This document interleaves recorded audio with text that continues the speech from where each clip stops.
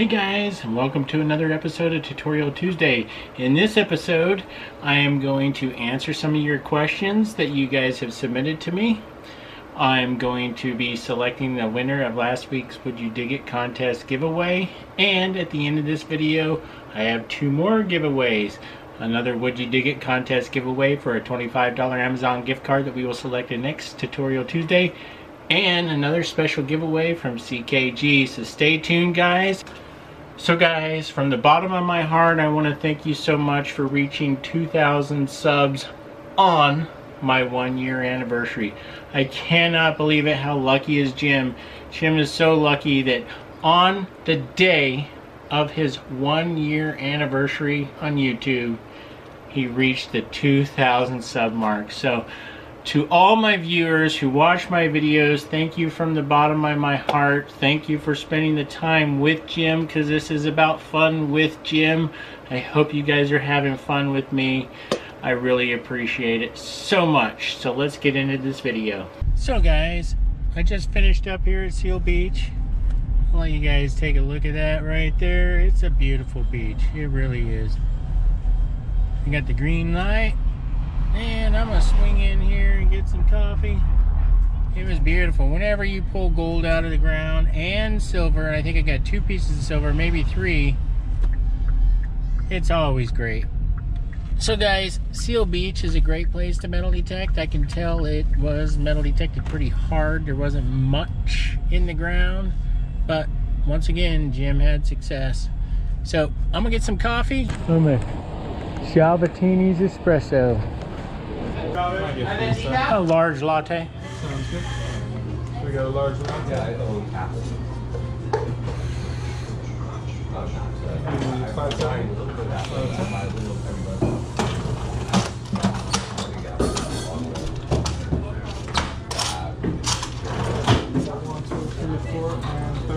All right, thank you. There you go. And I looked all over for Scooby-Doo. I didn't see him. Have a large latte? Perfect, thank you. Sean, have a good day. Hi, you too.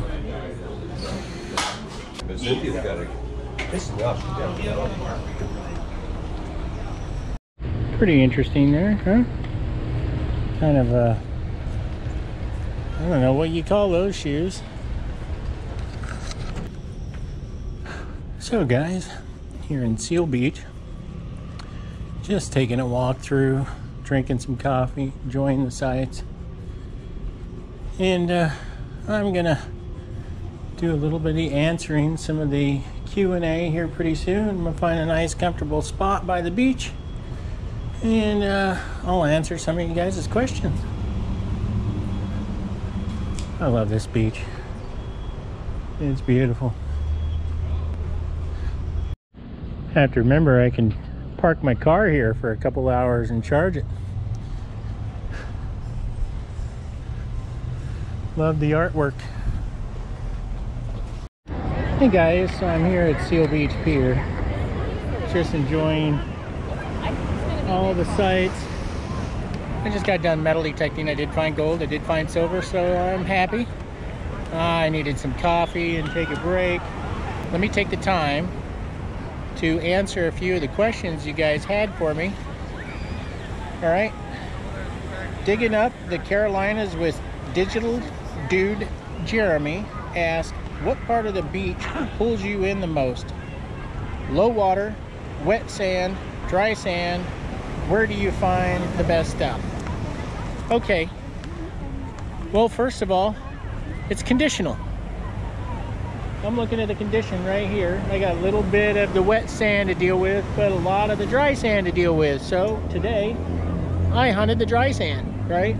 I did try some of the wet. I don't know, you might even be able to see some of my marks down there when I walk back and forth. I didn't find a darn thing. So targets are where they're at. And if you can find iron bits, lead bits on any part of the beach, you're gonna have success. So conditional, I would say I would be hunting the dry sand right now. So I would be real tempted right there where it was wet earlier. All right, And if we walk over here, you guys can see the towel line? It's very distinct right there. If you look, that's where all the adults are, all the moms are that are watching the kids, and basically you have groups of kids in the water. I don't see those kids wearing any gold, but those mommies on the beach are, and that's what I'm looking at. So right now I would say towel line. So guys, Digging Buddy asked, how's your golf game, Jim? And how do you find time for both golf and digging and maintaining healthy work/life balance? Guys, I schedule everything. That's the balance part of it. I schedule everything. Now I do play a lot of golf and I do metal detect a lot. And one of the things that I've always loved to do is both. And so for instance, like today, I metal detected first thing this morning. I'm filming my Tutorial Tuesday right now, which I scheduled to do. And then I scheduled myself physical therapy here pretty soon. I'm gonna head on out for that. After that, I schedule myself for some golf. And after that, I schedule myself to make dinner before my wife gets home. So those are all the things that I do for a healthy balance. I stay on schedule. It's when I go off schedule it throws the balance off. For instance, you have a July 4th holiday and a whole lot of depositors on the beach, and you forget about Tutorial Tuesday filming and you don't get one out. But either way, it's balance and being honest to yourself and honest to you guys, right? If I don't have time to do something, I'm gonna be honest. I just don't have time to do it. But I'll tell you, there's nothing better than being out on the beach. Okay, Harry Surtees asks, okay Jim, you asked for it. You said I could ask you anything. Myself, I am always hunting for silver coins, except when I go to the beach. Well, at 28 minutes and 30 seconds, you shut off the camera.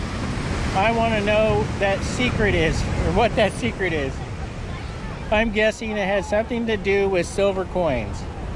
And you'd probably be right on that. You don't need to tell everyone, just me. Now I feel bad for asking to learn your secret. You don't have to say my bad, all right? Now listen, I said, let me tell you a secret to Irene, and that secret was simply that San Clemente State Beach Campground is the oldest campground, state campground in California. That's all I was saying off camera. Okay. Okay, now a couple of questions from some people that wanted to remain anonymous. A couple of guys asked, when did I start metal detecting? And the truth is I started in 1975 in Newmarket, England.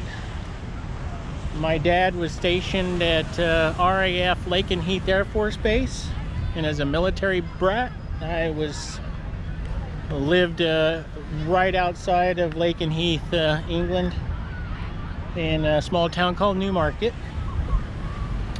My dad worked on aircraft, and an aircraft had crashed, and they gave him a military grade metal detector to go find parts. Part of that military aircraft was one of our secret spy planes, I guess, and so they needed my dad to go out there and find it. Well, they allowed my dad to keep the metal detector, and so he would metal detect some of the fields near Newmarket, and we learned a lot from that, and that's really where I started. Now guys, I was just a young man then. I think it was 6 or 7, so I don't remember a whole lot. I do remember the day that I held my first metal detector in my hand. So gosh, I can't believe that was 75. So yep, feel old just talking about it. Okay, and another common question I get asked all the time is, What's the best thing you ever found? Well, it's in one of my videos. It's actually a significant find. I found it in 2020. And it is a diamond tennis bracelet. And that's all I'm gonna say. You're not wrong. You're purposely being rude to me. That's hilarious. Okay guys, Lorraine asked, when digging gold-plated ring, would it ring up as gold or not? The answer is, it's gonna ring up like the base metal. Okay, but just like the base metal, if it's a perfectly round ring, it's gonna sound probably, if it's a copper, gonna sound like a penny, right? But if it's deformed in any way, shape, or form, it could ring up as anything. I think it's Bill Brasky. It's actually Gary. It's my buddy Gary, guys. On a future tutorial Tuesday, could you show us your gridding techniques? Absolutely. Guys, gridding is just like a graph chart for me. You stay on a tight line if you're doing a tight grid. That way you don't miss any part of the ground. And I usually grid when I find a patch of coins or a push-in event, or if you have a really nice cut, or there's just a ton of targets. That's when I start gridding. Okay guys, Alex Ortega asked me, hey Jim, any advice on NOx settings for Crystal Cove State Beach? It has quite a bit of magnetite like sunset.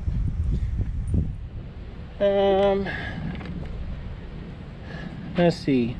I have a tough time in the wet sand. Also, what are the settings you use at the north end of Doheny with the electro interference? Guys, that's magnetic interference actually, not electro.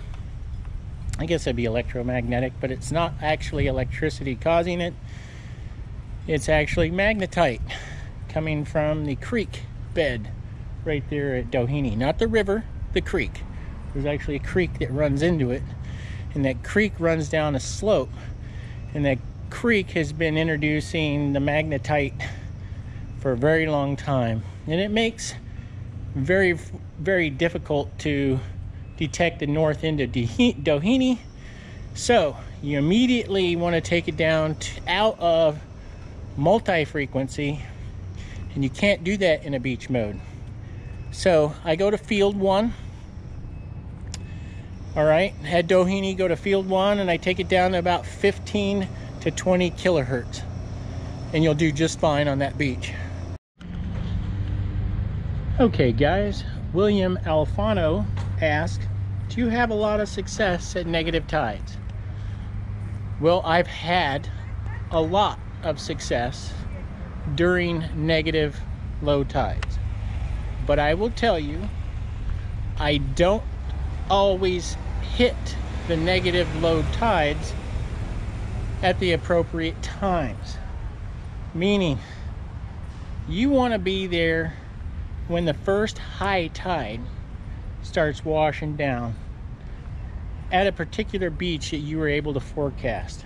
All right, so if you've done your research and you forecasted what beach is going to develop the best shape for you to hunt, meaning it's not going to lay a bunch of sand down and hopefully expose some rock layer for you.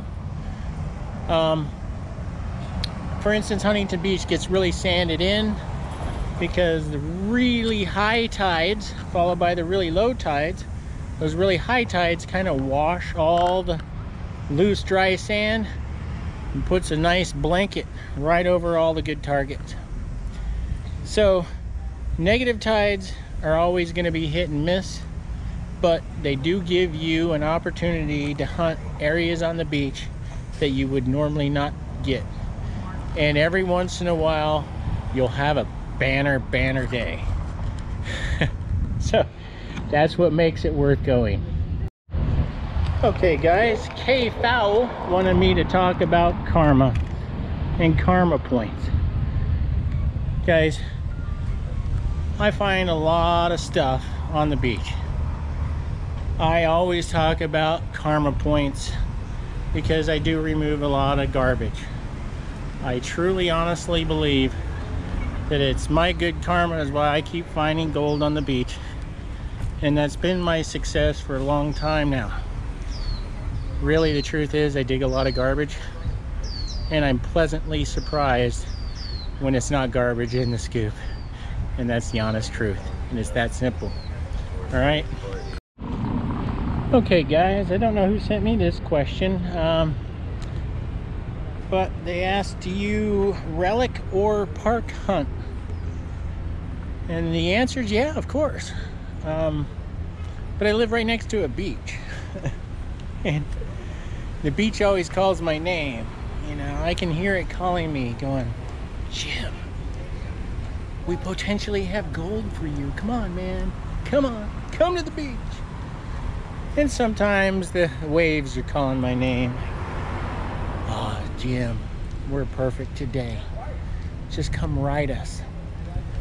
I don't do much surfing anymore, guys, because my back is not in good shape. And you guys know how important a good back is when you are. Let me get out of their way. I'll get run over by her. So you guys who have surfed know how important it is to have a strong back. And that's exactly why I have not been hunting parks. Because normally I would hunt parks for you guys, and I know a few good parks that have produced silver for me over the years. I know that's something that you guys love to see. And I'm sure with my physical therapy appointments and getting my back strong again, I will be hunting in some parks. But I really like to chase history is what I really like to do.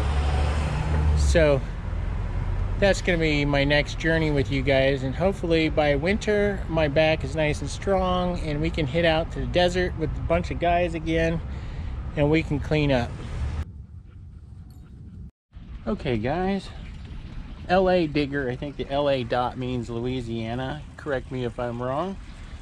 So he's asking, what's going on with the e-bike? I haven't seen you use it detecting yet. Well guys, it's collecting dust in my garage because my bad back will not allow me to ride that thing for a period of time. And so I'm hoping that my physical therapy works well.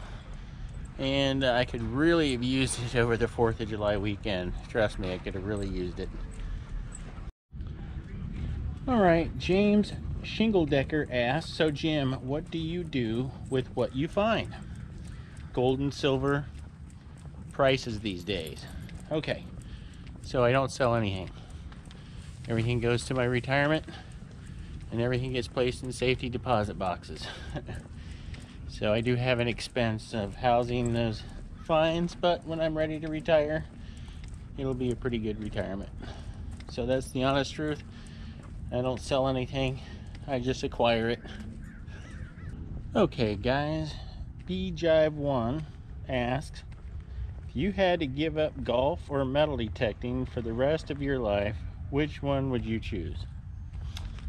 Well, I wouldn't want to give up either. Really. I don't think I could survive without the beach. So metal detecting is on the beach, so I would say I don't want to give up either one, but I'm gonna say I need the beach the most. Okay, so guys, I got a question here from Bruce Milligan. He says, how do you avoid sharks, stingrays, and jellyfish? Well, I will tell you, sharks are not a big deal for detectorists. Too much, right? Depends on your location and how far out in the water you're going, or if you're diving. Well, I don't dive, so I don't really have to worry about the sharks. And I don't really go much more than about waist deep in the water. In Southern California, the surf's a little too rough, right? You get in any more than waist deep and you get beat up pretty bad. But the stingrays and the jellyfish can get you. I don't wear waders, so I have been stung a few times. And there's a reason I don't wear waders, is because if the surf does hit me and I do go down, they fill up full of water. So as far as beach safety goes, I'd rather get stung by a jellyfish or stung by a stingray than to have my waders full of water. So this particular area, the harbor right here, can have a lot of jellyfish. So when the jellyfish are out, Jim really avoids the water, but the stingrays are always out, and it's the little ones that get you the most. There's not a day go by on the beach they don't see somebody getting stung by a stingray, just to let you know. Okay guys, Joe Franco asked, what do you think of pulse induction detecting? I recently bought a Garrett C102 after my Equinox 800 flooded. I know you don't use them, but in your years of experience, I'm sure you have insight on pulse induction machines. Well, yes I do. I do have insight. My first detector, well, one of my first detectors, well, my first real beach detector was a White's PI 1000, which is kind of a dinosaur from nowadays. Its first speaker mechanism actually did clicking noises, so I got used to it. I'm quite familiar with how noises and tones sound because of that. But here's the real deal about pulse induction. I think the Equinox 800 is the best beach machine I've ever owned, and that's simply because I can swing it all day. And compared to the CTX or other great technology, the CTX 3030 I can't swing all day. I love that machine. It's a great machine. I can't swing it all day. The Nox I can go from beach to beach to beach if I need to with the Nox, right? So that's really why I use it. But pulse induction is important to have. You should have one in the trunk of your car, everybody, because you hit a spot with a lot of EMI, you're not going to have that with that pulse induction. It's going to go right through it. It's going to carve it. Another thing that the Nox does, the Nox can miss very shallow targets, especially the 600. And I think that was Digging Buddy had a question about the 600 versus the 800, and that's really the only major difference. Is the 800's got a couple more different frequencies, but to be honest with you, I don't know in the different modes how different they are from the 600 to 800, so that's something we'll have to do in another tutorial Tuesday. Like next Tuesday, I'll show you guys my Nox settings. A lot of you guys asked me about my Nox settings, so I will go through my Nox settings with you. Okay, and then we'll also discuss that.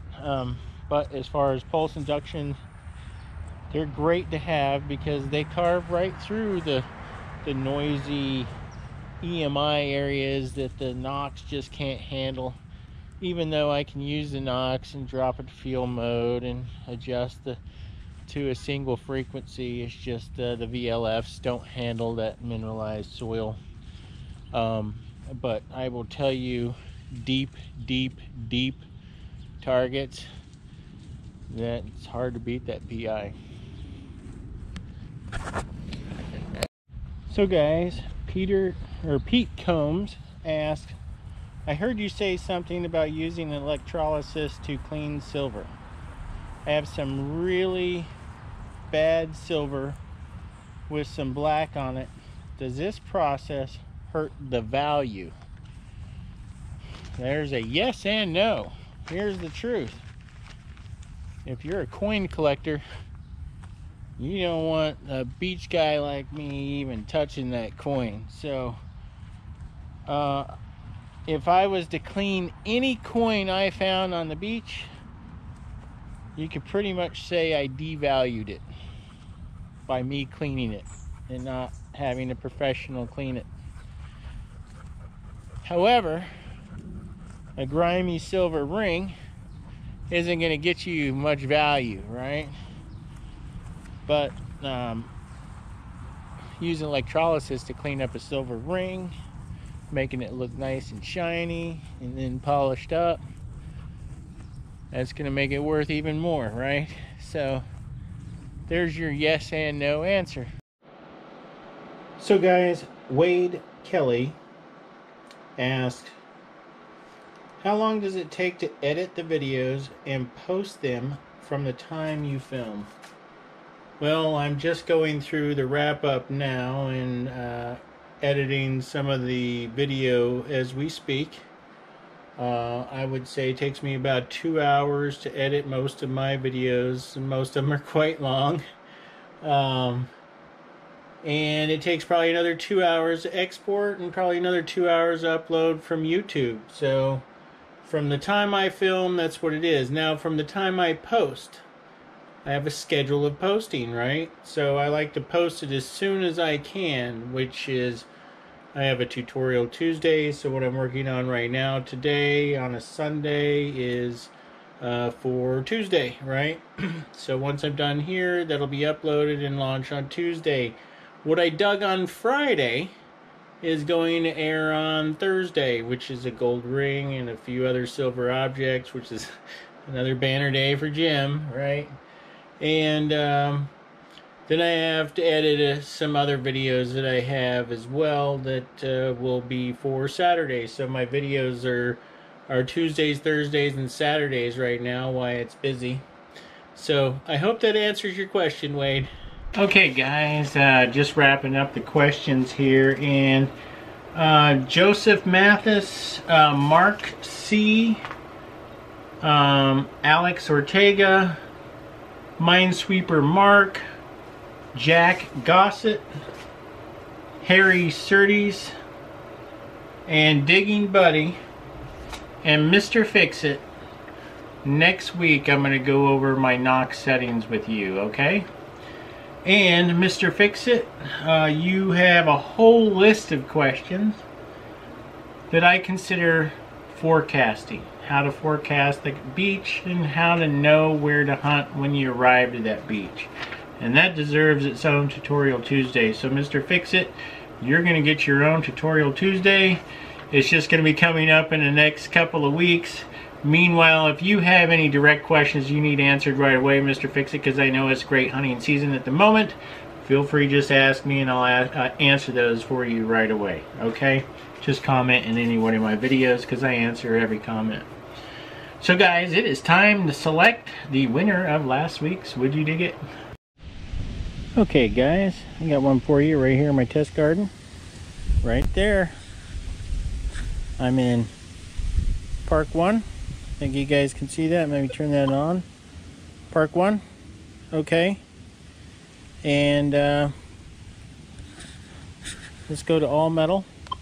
I'm in all metal mode.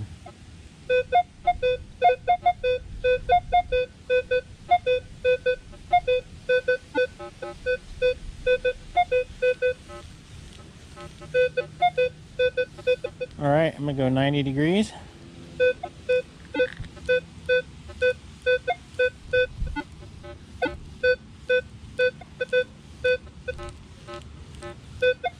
Would you dig it?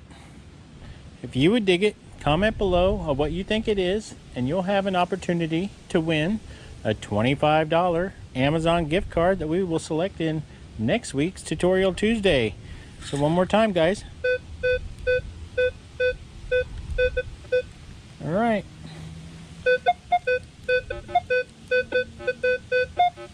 Alright, let's dig this one up. It's a 10 steak. Okay guys, it's time to select the winner of last week's Would You Dig It? Go to my TubeBuddy app, select pick a winner. Comment must contain the words tent. Pick a winner. Lana Combs. Lana, send me an email and I will send you out your $25 Amazon gift card. Congratulations, Lana. Send me an email. You can find that in the About Me section of my channel page, and I will send you out your $25 Amazon gift card. And guys, don't get discouraged. I have another Would You Dig It contest giveaway happening right now, so let's check this one out. Okay guys, one for you. I'm in Park 1. I'm going to go to all metal mode. Alright, and right here in my test garden,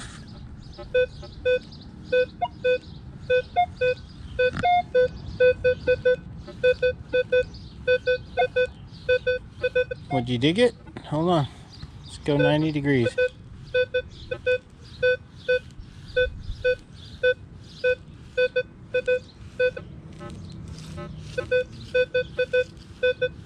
If you would dig it, comment below on what you think it is, and you'll have a chance to win a $25 Amazon gift card that we will select in next Tutorial Tuesday. So let's check it out again. Let's go 90 degrees.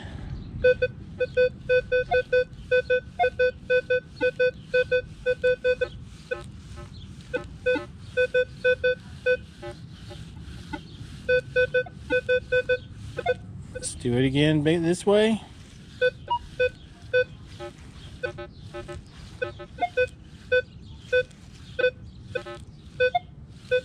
Okay guys, let's dig this thing up. Would you dig it? I dug it. Would you dig it? And if you dig it, comment below on what you think it is, and you'll have a chance to win a $25 Amazon gift card that we will select in next Tutorial Tuesday. So guys, CKG reached out to me again, and they want to give to you in another giveaway a beach scoop shaft. I believe this is the carbon fiber shaft solid one piece that they want to give away. Alright, so I will put the link to that in this video description so you guys can check it out. But if you're interested in winning that, all you need to do is comment in a totally separate comment from the Would You Dig It contest. It's got to be totally separate. Alright, so in a separate comment, all you need to do is put I love CKG. That's all you have to do. I love CKG, and that's all you need to do, and you're automatically entered, and we will select that in next week's Tutorial Tuesday. So good luck guys, and if you like my videos, please click like. If you'd like to see more, consider subscribing, ringing this bell, and receive all the notifications every time I release a new video. And please take a look at either one of these videos